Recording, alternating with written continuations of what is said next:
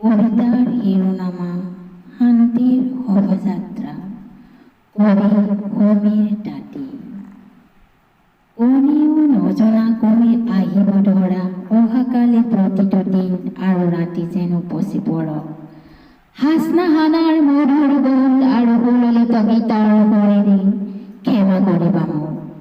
মোৰতো কাহানিও বিচৰা নাই তুমি খাব খোজা ৰুটিটুকুৰাত কাৰোবাৰ তেজৰ চিকুৰা, অথবা তোমাৰ এই নিচেই কাকত কাৰোবাৰ গধুৰ মুখা।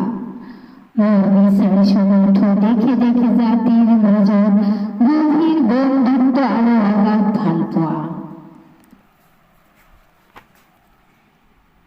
পৃথিৱীৰ বাবে আয়োজিত কোনো শোভাযাত্ৰাই নকয় মানুহৰ বিনাশৰ কথা।